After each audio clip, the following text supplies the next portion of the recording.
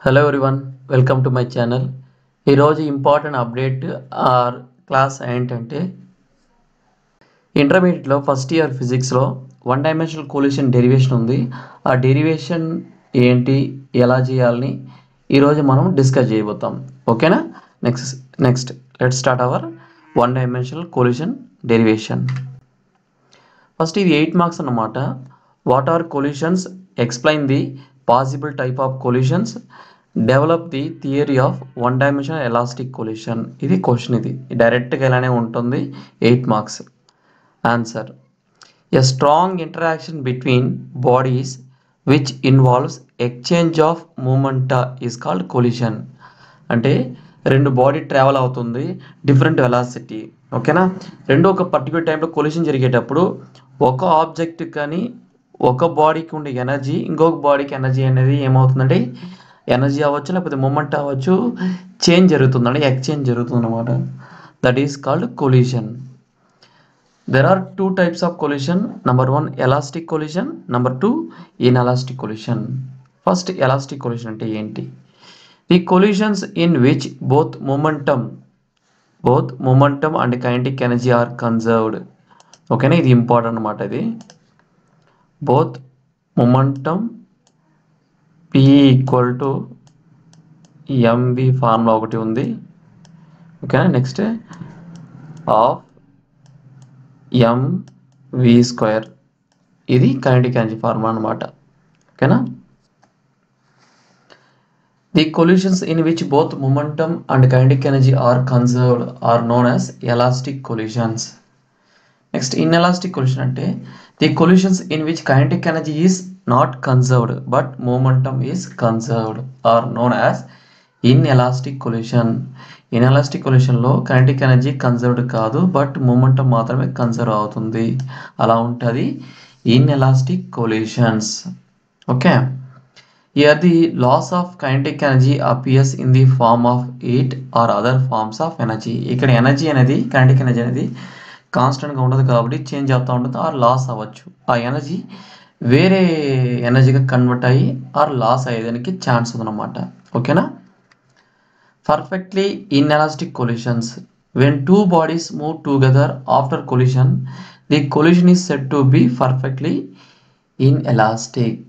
అంటే ఇదే మన డెరివేషన్ వస్తుందన్నమాట. ఓకేనా? Next one dimensional elastic collision. ఇక్కడ వన్ డైమెన్షన్ అంటే ఆబ్జెక్టివ్ మూవ్మెంట్ అనేది ఒక యాక్సిస్ మాత్రం జరుగుతుంది కాబట్టి this is called one dimensional collision. Okay? If the velocity of the objects involved in collision are along the same straight line before and after కొల్యూషన్స్, then such a collisions are known as one dimensional collisions. Okay? Next ఒక direction జరిగిందనుకో, అంటే ఒకే object రెండు object ఒకే direction move అయిందనుకో, అంటే velocity change ఉందనుకోండి. Maybe ఫ్రంట్లో పోయే ఆబ్జెక్ట్ ఒక వెలాసిటీ తక్కువ కానీ వెనకపోయే ఆబ్జెక్ట్ ఒక వెలాసిటీ ఎక్కువ ఉందనుకో, ఎక్కడో ఒక ప్లేస్లో ఏం జరుగుతుందంటే కొల్యూషన్ జరుగుతుంది.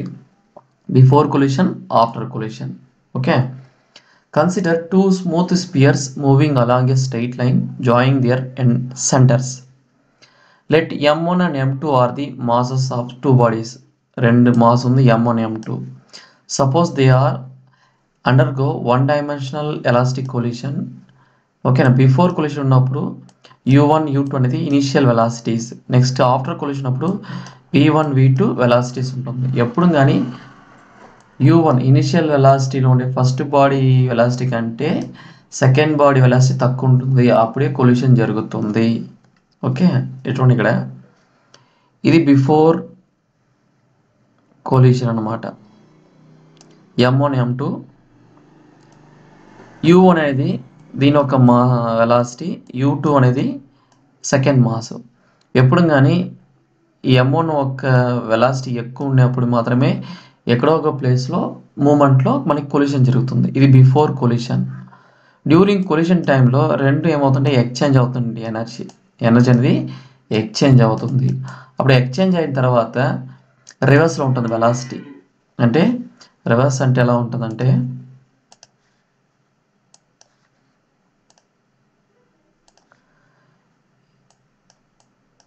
ఇది v1 వెలాసిటీ, ఇది v2 వెలాసిటీ. ఓకేనా? అప్పుడు V2 వెలాసిటీ ఎక్కువ ఉంటుంది, ఎందుకంటే ఎనర్జీని ఎక్స్చేంజ్ అయింది. ఇది ఆఫ్టర్ కొలిషన్. ఇది బిఫోర్ కొలిషన్, ఇది బిఫోర్ కొలిషన్, ఇది ఆఫ్టర్ కొలిషన్, ఇది డ్యూరింగ్ కొలిషన్ అనమాట. ఓకేనా. నెక్స్ట్ డెరివేషన్ చూద్దాం. From the law of conservation of linear momentum, momentum of the system before collision, momentum of the system after collision. ఇక్కడ రెండు bodies ఉంది కాబట్టి first one M1 U1, M2 U2, అది before collision. After collision అనుకోండి M1 V1 plus M2 V2. ఇప్పుడు ఏం చేస్తున్నామంటే M1 అంతా సపరేట్ చేసాము, ఇక్కడ ఇది ప్లస్లో ఉంది, ఈ పక్క వచ్చేది అనుకో మైనస్లో అవుతుంది. అందుకే M1 into U1 next V1, next ఇది ఆపకపోయింది అనుకో M2 into V2 minus U2. Equation number 1. In case of elastic collision, kinetic energy is also conserved. Hence, the kinetic energy of system before collision and after collision kuda 1/2 m1 u1 square plus 1/2 m2 u2 square, that is equal to ఇది after collision 1/2 m1 v1 square plus m2 v2 m1 sorry after collision కాబట్టి 1/2 m1 v1 square plus 1/2 m2 v2 square. ఇక్కడ కూడా రెండిట్లో common ఏముందో half ఉంది కాబట్టి హాఫ్ని delete చేస్తున్నాము. Next m1 u1 square plus m2 u2 square plus m1 v1 square plus m2 v2 square. ఇప్పుడు ఏం చేస్తున్నామంటే m1 అంతా సపరేట్ చేసాం, ఇక్కడ ప్లస్లో ఉంది, ఈ పక్క వచ్చేటప్పుడు మైనస్, ఇది కూడా ప్లస్లో ఉంది కాబట్టి ఇది ఈ పక్క వచ్చేటప్పుడు మైనస్. కామన్ టర్మ్ ఏముందంటే m1 ఉంది into u1 square minus v1 square, ఇక్కడ m2 into v2 square minus u2 square. ఇది equation number 2. Dividing equation 2 by equation 1. ఓకేనా. m1 into u1 square minus v1 square divide by m1 into u1 minus v1. Same ఇది కూడా అంతే. ఇక్కడ m1 m2 cancel అవుతుంది. అప్పుడు remaining term ఏముంటుందంటే ఇదన్నమాట. ఓకేనా. పైన ఈక్వేషన్ చూడండి, ఏ స్క్వేర్ మైనస్ బి స్క్వేర్ ఫామ్లో ఉంది, అందుకే ఏ ప్లస్ బి ఇంటూ ఏ మైనస్ బి చేసాము. ఇది కూడా u1 minus v1 into u1 plus v1, ఇది ఈ పక్క ఇది. నెక్స్ట్ ఇది చూసారంటే v2 minus u2 into v2 plus u2, common టర్మ్ది క్యాన్సిల్ చేసాము. రిమైనింగ్ టర్మ్ ఏమో u1 plus v1 equal to v2 plus u2. ఇప్పుడు ఏం చేస్తున్నామంటే ఇనిషియల్ వెలాసిటీని సపరేట్ చేసుకుంటాము. u1 minus u2 equal to v2 minus v1. ఇది ఈక్వేషన్ నెంబర్ 3.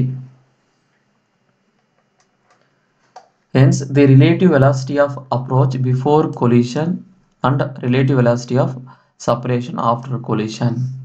ఓకేనా, ఇది గుర్తుండాలి. ఇది అక్కడ నుంచి మనం v1 వాల్యూ కనుక్కున్నాం, v2 వాల్యూ కూడా కనుక్కున్నాం. v1 వాల్యూ ఏమొచ్చింది u2 minus u1 plus v2. Next v2 value ఏమొచ్చిందంటే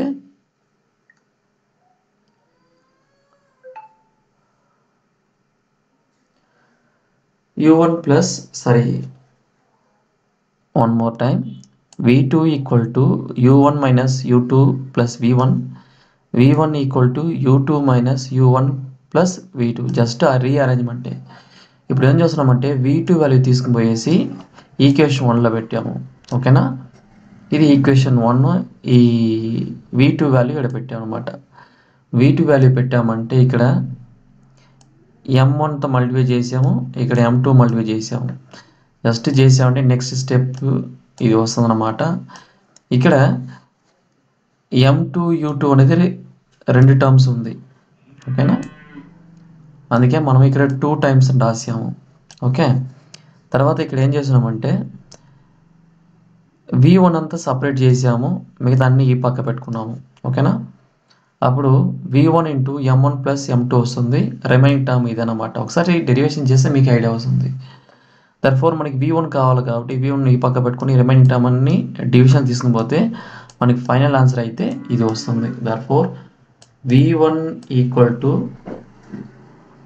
m1 minus m2 by m1 plus m2 into u1 plus 2m2 by m1 plus m2 into u2. ఇది equation number 4 అంటాం. Next మనకి v2 కావాలి. Same situation v1 value తీసుకుని పోయేసి equation 1లో పెట్టామంటే మనకి v2 value వస్తుంది. Same derivation మెథడే. v2 value ఏమంటే 2m1 by m1 plus m2 into u1 plus m2 minus m1 by m1 plus m2 into u2. Okay, ఇది fifth equation అనమాట. Just simple derivation మెథడ్సే. ఓకేనా, ఒకసారి స్టెప్ బై స్టెప్ చూసుకోండి. From equation 4 and 5 it is concluded that the final velocities of both bodies అంటే v1 v2 values మనం కనుక్కున్నాం. it depends on initial values and initial velocities and initial mass values. ఓకేనా, ఇదే friends one dimensional collision derivation. ఒకసారి చూడండి, ఒకసారి derivations వీలైతే screen shot కూడా తీసి పెట్టుకోండి. నెక్స్ట్ ఇది, నెక్స్ట్ ఇది, నెక్స్ట్ ఇది, then next, then next, then next, then next, next. ఓకేనా, కొంతమంది అయితే మెసేజ్ చేశారు, సార్ ఈ డెరివేషన్ చెప్పండి ఎలా అని. మ్యాక్సిమం ప్రయత్నం చేసాము, మీకు అర్థమయ్యే విధంగా చెప్పాను అనుకుంటాను. ఓకేనా, ఎవరైతే ఫస్ట్ ఇయర్ చదివే వాళ్ళు ఉంటారో ఇంటర్మీడియట్, వాళ్ళకి ఈ వీడియోని షేర్ చేయండి.